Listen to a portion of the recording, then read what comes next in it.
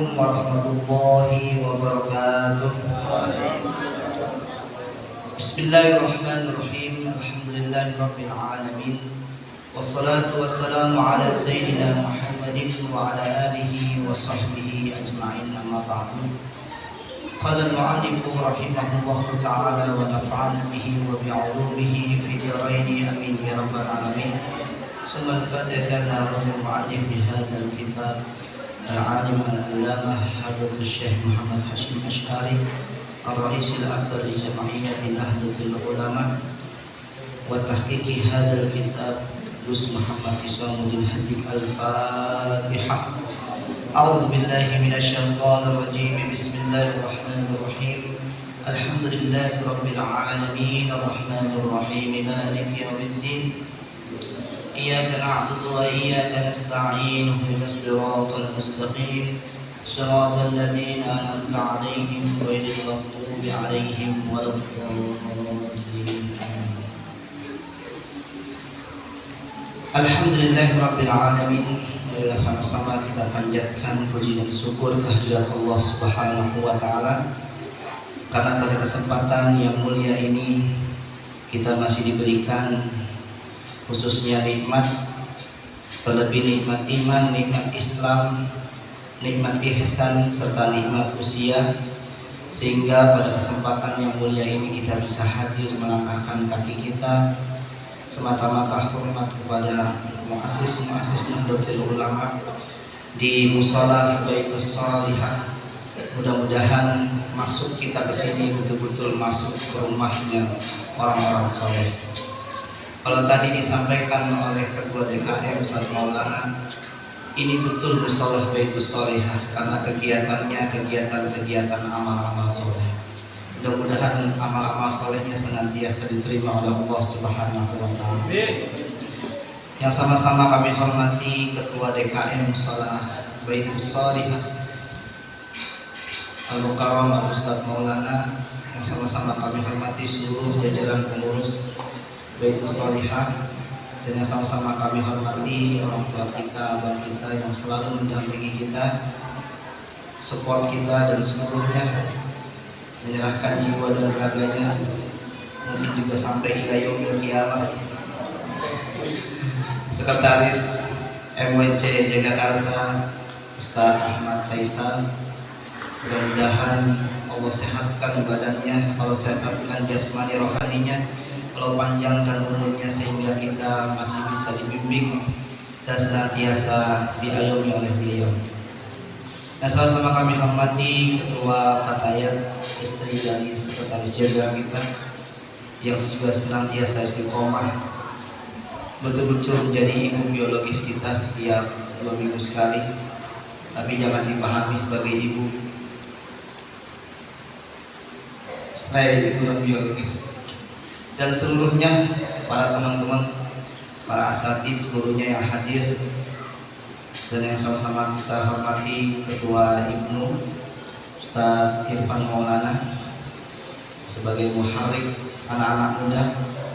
Dan kalau tadi disampaikan kekhawatiran para asatidz, generasi-generasi muda, generasi milenial sudah akan meninggalkan tahlil maulid, tapi saya yakin ini rata-rata usianya di atas 20 atau di bawah 20 semuanya.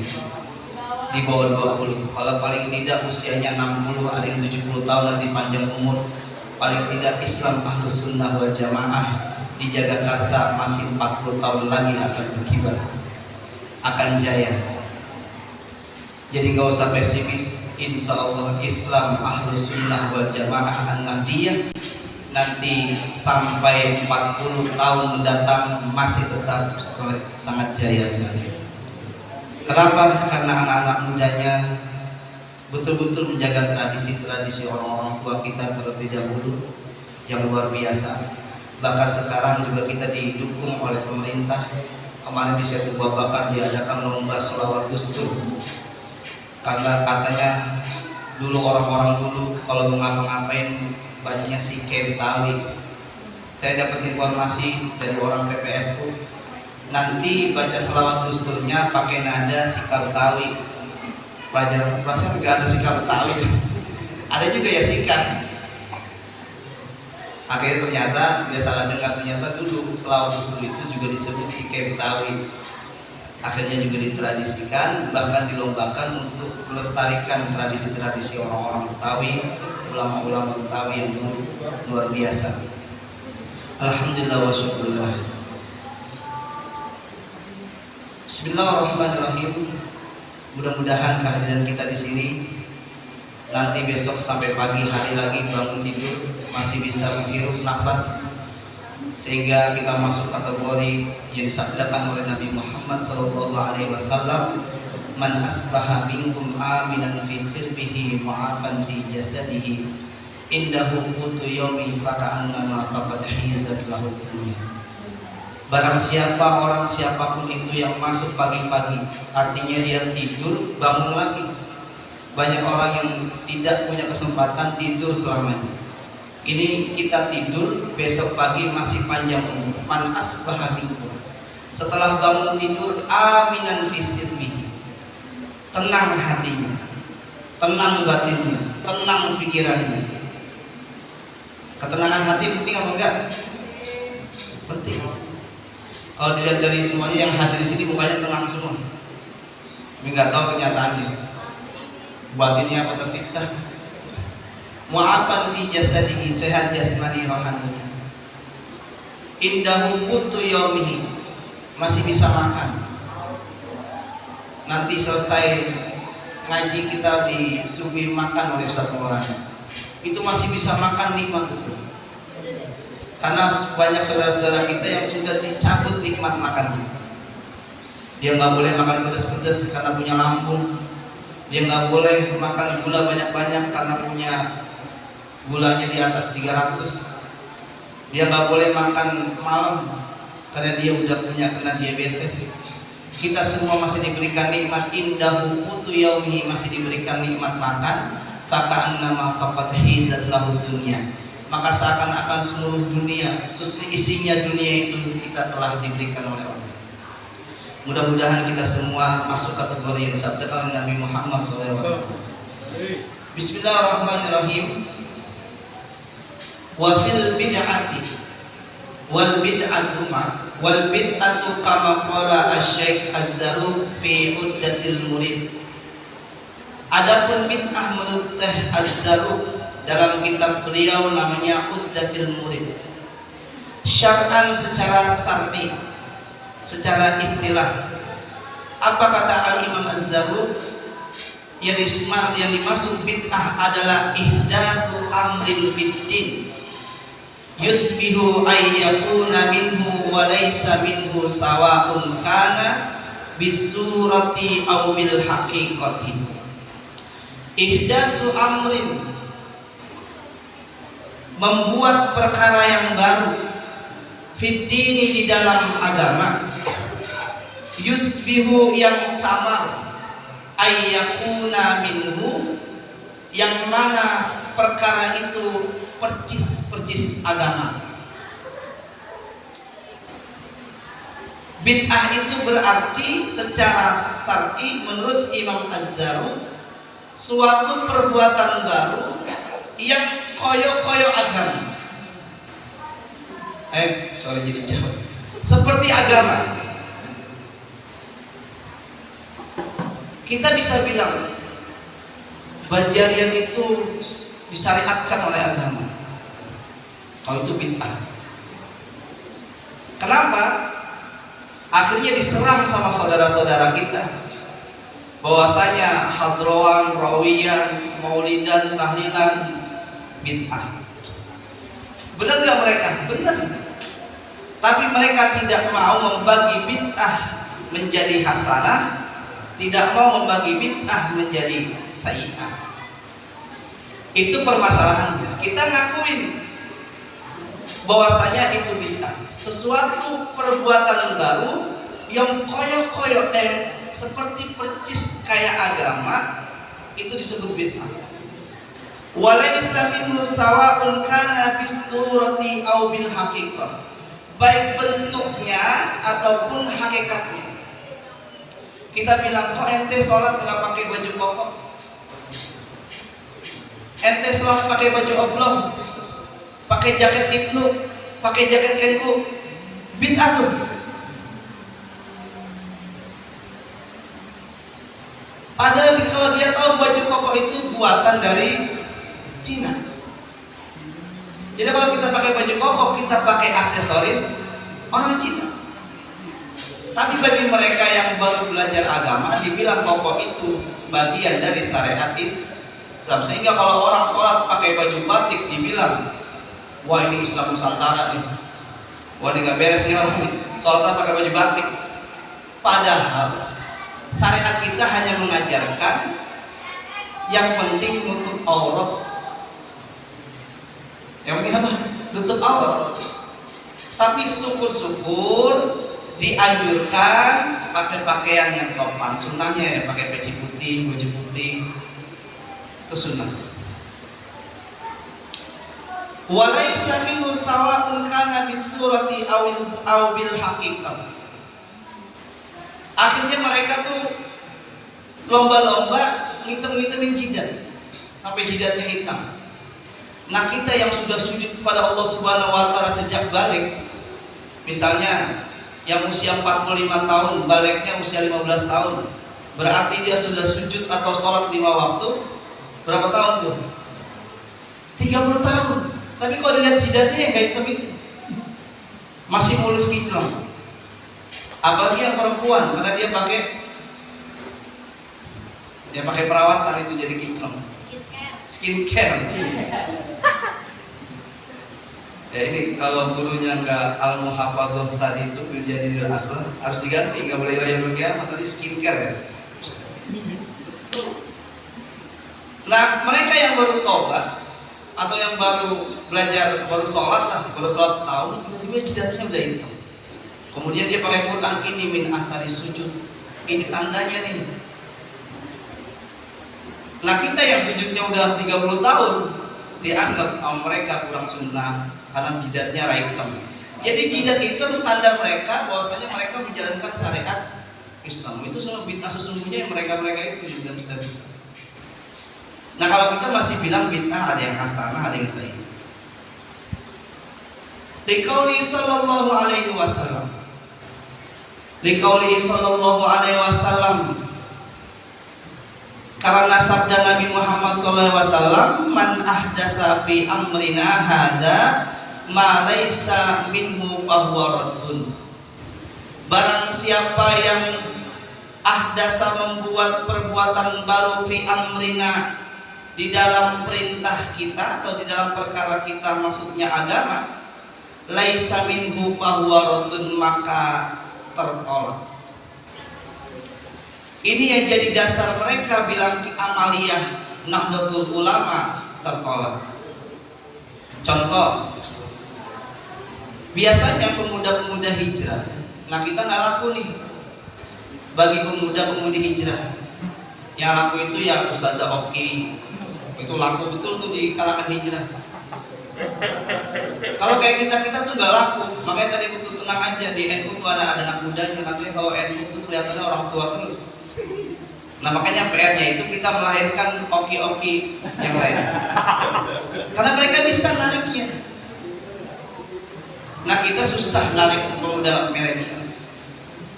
Itu PR betul buat kita semua. Mereka, saya punya temen tuh PNS di sipir di Cipinang. Dia dulu ngajinya yang orang NU sama Wan Haji Murja. Itu master gamus, sering tampil tuh di Setu Babak. Itu ngaji dari kecil sama Wan Haji.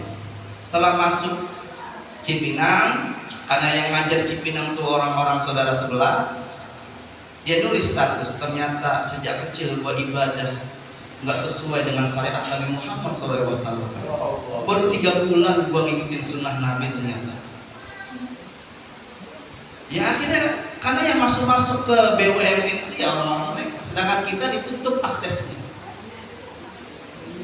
Saudara saya kerja di Tasbih, itu ada orang NU baru masuk, umurnya cuma 1 bulan. Karena selesai sholat dia ngajak wiridan, akhirnya nggak dipakai lagi jadi imam di Tasbih.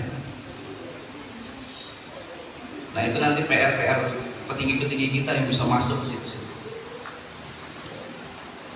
Saudara-saudara kita itu yang baru-baru hijrah itu biasanya baca Quran. Mereka didoktrin harus bisa paham Quran beserta maknanya. Sedangkan kita ngaji dari kecil yang penting fasahamu bagus dulu, pelafatannya alif, ba, ta, sampai ada kalau di qiraat itu bisa setahun ngajinya, nggak hatam-hatam. Ada lagi metode tilawati, itu cuma diajarin pelafatan huruf, fasahannya. Sedangkan mereka diajarin tafsirnya. Jadi mereka tuh baru ngaji 3 bulan seminggu sekali. Wah, itu udah lebih top dari yang kiai-kiai kita yang mondoknya 20 tahun. Dia udah ngerti tafsir. Ternyata tafsir Qurannya begini ya. Wah, padahal mereka nggak tahu kalau Nabi bilang tuh man fassara Quran bil ra'yi falyatabawwa maq'adahu 'alan niran. Siapa yang orang yang berani menafsirkan Quran pakai akal pikirannya, dia udah mesen tiket ke neraka. Itu mudah hijrah nggak sadar, dia mesen tiket dulu, bayangkan tiket kita ngajak-ngajak temannya.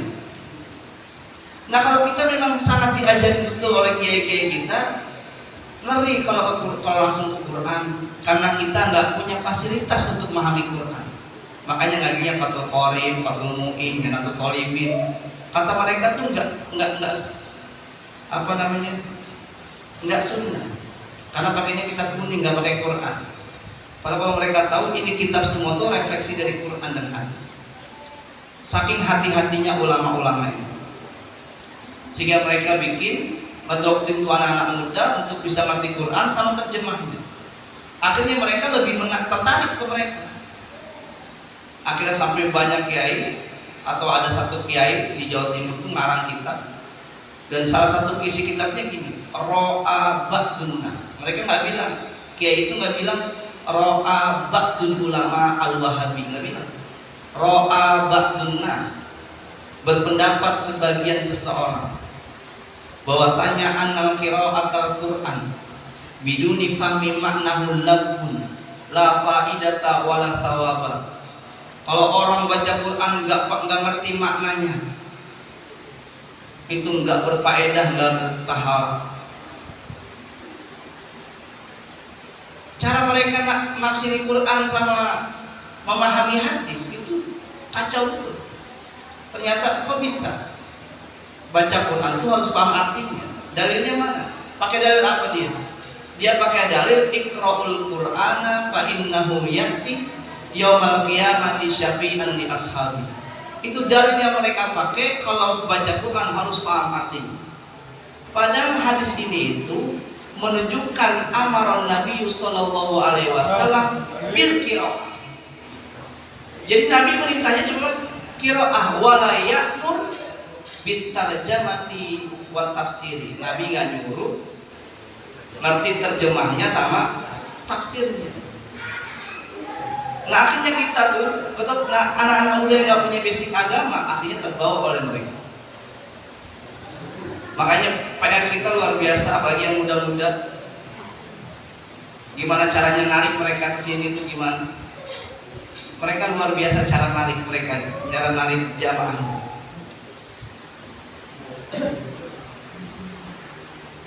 Wa qauluhu sallallahu alaihi wasallam wa kullu muhdatsatin bid'atun. Nabi bilang setiap perkara yang baru bid'ah. Wa qad bayyana al-ulama rahimahullah.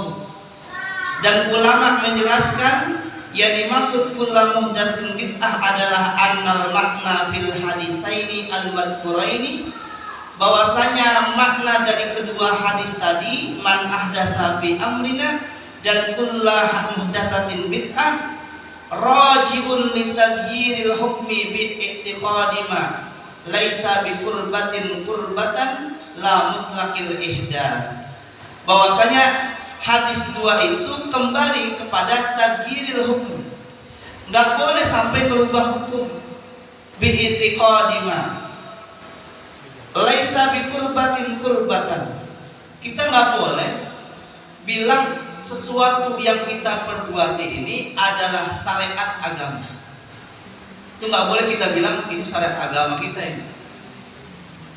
Jadi tetap kita harus bilang yang sunnahnya itu selawatan, yang sunnahnya itu baca Quran, yang sunnahnya itu dengerin nasihat, mau izotul hasanah, yang sunnahnya itu berdoa, itu semuanya perintahnya ada, tapi semua aktivitas kita ini statusnya mubah karena di dalamnya ada baca Quran didukung, maka statusnya jadi sunnah. Status sunnah itu karena didukung ada yang baca Quran, ada yang baca selawat. Itqat tanawalatus syari'atu bi usuliha. Karena terkadang syariat itu bisa terbuat atau ada bi usuliha fayakunu raji'an ilaiha. Bisa jadi kumpul-kumpulnya kita itu jadi syariat, jadi sunnah kalau ada pendukungnya. Pendukungnya tadi baca yasin, baca Quran, baca selawat, berdoa, minta ampun kaum muslimin, kaum muslimat. Nah akhirnya bisa jadi terkadang syariat itu terdukung oleh apa yang kita buat. Au bi furu'iha, atau dengan cabang-cabangnya syariat. Fayakunu mukisan alaiha, dan ini bisa dijadikan analogi bahwasanya kita menjalankan apa yang telah diajarkan guru-guru kita, dan guru-guru kita tidak keluar dari syariat Islam. Kalau sudah sampai seperti itu, maka insya Allah tenang saja. Maka saya dulu pernah bilang kan, mereka itu bilang kita bid'ah, maulidan bid'ah, rawiyat bid'ah, karena ketidakmampuan mereka memahami rawi. Saking susahnya ngertiin rawi. Kalau kita bilang ya Rabbi sholli ala Muhammad, ya Rabbi sholli alaihi wasallam, kita taunya selawat kan? Ya Rabbi balighul wasilah, ya Rabbi khussah bil fadilah, ya Rabbi warda 'anis sahabah, ya Rabbi warda 'anis ulama. Itu orang yang dengar taunya selawatan, padahal kita lagi bermunajat ya Rabbi sholli. Makanya rawi itu bukan hanya bicara sejarah, tapi juga rawi itu bicara doa. Karena di rawi itu banyak doa. Itu yang Rabbi sholli kan kita tahu selawatan karena ada hadrohnya. Padahal di situ kita bermunajat kepada Allah Subhanahu wa taala. Ya Rabbi warda 'anil masyayikh, ya Rabbi farham walidina. Ya Allah, ridhoilah guru-guru kami ya Allah. Ya Allah, kasih sayangilah kedua orang tua kami ya Allah. Itu doa apa baca sejarah? Doa. Masa berdoa kita nggak boleh? Misalnya ya Rabbi ya sami'a du'ana, ya Rabbi balighna nazuru, ya Rabbi, ya Allah, ya Tuhanku, perdengarkanlah doa kami ya Allah. Ya Allah, sampaikanlah kami ke makam Rasulullah sallallahu alaihi wasallam. Masa nggak boleh kita doa? Nah akhirnya itu sering dikutip rawinya itu, ternyata di rawi itu banyak doa dan banyak ungkapan-ungkapan doa. Dan yang penting kalau selawat itu orang tahu lagi selawatan aja. Kadang-kadang sallallahu alaihi padahal lagi waktunya sallallahu alaihi itu tiba-tiba udah sallallahu alaihi. Nah kira-kira gitu. Jadi yang kita lakukan ini ya tetap semuanya itu punya dasarnya, punya dalilnya, dan nggak perlu percaya sama mereka, karena mereka nggak terbukti secara otentik, secara validitas data mereka nggak terbukti. Bahwasanya mereka tuh seperti guru-guru kita. Nah guru-guru kita sudah luar biasa betul. Maka syariat ini tetap terjaga, bid'ah tetap ada, bahkan kita juga bid'ah kalau secara umum. Karena apa? Bid'ah tuh yang penting kalau kata mereka nggak ada zaman Nabi. Nah kalau begitu ya, kalau bid'ah semuanya begitu maknanya nggak ada yang masuk surga. Itu saya yakin Nabi Muhammad kalau punya umat kayak gitu kecewa. Kata Nabi, gua capek-capek pengen umatku masuk surga, lalu pengen masuk neraka. Nah akhirnya orang pemuda-pemuda itu harus diberikan logika-logika seperti itu sehingga mereka bisa. Teman saya, tapi keluarganya suka tahlil-tahmid, suka tahlilan. Tadinya udah berhenti tahlilan tuh sejak ngaji Ustaz Khalid. Ternyata setelah itu kita bikin pengajian SMP ada tahlilan. Dia ikut aja tuh, tapi tetap ngaji sama Ustaz Khalid. Dari situ memang selalu ngajak dekat. Kata dia, sebenarnya gue lebih percaya sama orang tua gue yang tahlilan, tapi karena guru gue katanya nggak boleh tahlilan. Untungnya nggak boleh bilang tahlilan, coba bilang nggak boleh tahlil. Gurumu sudah murtad. Karena kita mengucap la ilaha illallah. Masa nggak boleh? Coba deh pelan-pelan. La ilaha illallah boleh nggak? Iya. Tapi nggak ada zaman Nabi urutannya. Repot juga ngobrol sama lu. Karena gini yang dibicarakan. Kayak misalnya ente mempertanyakan maulid. Maulid itu yang diperdebatin kayak orang hafalin Quran. Orang nggak akan bertentangan keutamaan Quran. Orang nggak akan bertentangan fadilahnya baca Quran. Tapi orang akan berantem bagaimana metode cara baca Quran yang benar. Jadi kita tuh disuruh berlombanya cara metodenya, bukan maulidnya. Sama tahlilan selalu kalau lu maunya diam ya silakan monggo. Kalau kita lebih milih rame-rame kalau diem karena kita sadar iman kita nggak bagus. Kalau tahlilan diam ngantuk tidur. Nah makanya tahlilan bareng-bareng biar nggak tidur. Iya juga sih. Nah ya juga akhirnya tobat alhamdulillah. NU lagi dia. Mantan murid Ustadz Khalid Bahasa Lama. Dan mereka nggak bisa kita doktrin secara lewat WA, lewat DM. Tapi mereka harus kita pertemukan secara emosional. Baru kita bisa ngajak mereka lagi kembali. Kalau nggak nyala-nyalain sih nggak apa-apa. Masalahnya mereka nyala-nyalain orang tuanya sendiri. Akhirnya orang tuanya ya kelagapan juga. Tapi dari situ kita belajar tuh. Ternyata mereka sadar, karena mereka sadarnya itu setelah diajak ngobrol, setelah diajak diskusi. Dan biasanya mereka menghindari diskusi dengan orang yang berlawanan pikiran dengan mereka. Kalau di NU biasa, malah senang orang liberal, orang Syiah. Dulu ada yang merintik katanya Imam Bukhari begini, orang katanya Nabi begini. Tapi tetap kita hadapi. Kalau mereka nggak mau, bahkan guru-gurunya. Itu kelebihan kita, harus kita warisin betul. Dan tadi saya yakin kekhawatiran orang-orang tua kita kalian jawab sendiri. Karena di usia yang masih di bawah 20 tahun, 18-19 tahun, kalian sudah luar biasa mengenal NU-nya, menjaga tradisi NU-nya. Itu bukti nanti NU dijaga karsa, insya Allah masih 60 tahun lagi. Apalagi masih yang kecil-kecil tadi datang, sudah dikader lagi, umurnya masih 70 tahun lagi. Dan insya Allah kita semua menjadi nahdiyah ila yaumil qiyamah, dan NU dijaga oleh Allah Subhanahu wa taala ila yaumil qiyamah. Kurang lebihnya saya mohon maaf apabila ada kata-kata yang kurang berkenan dan ada yang salah. Mohon maaf. Assalamualaikum warahmatullahi wabarakatuh.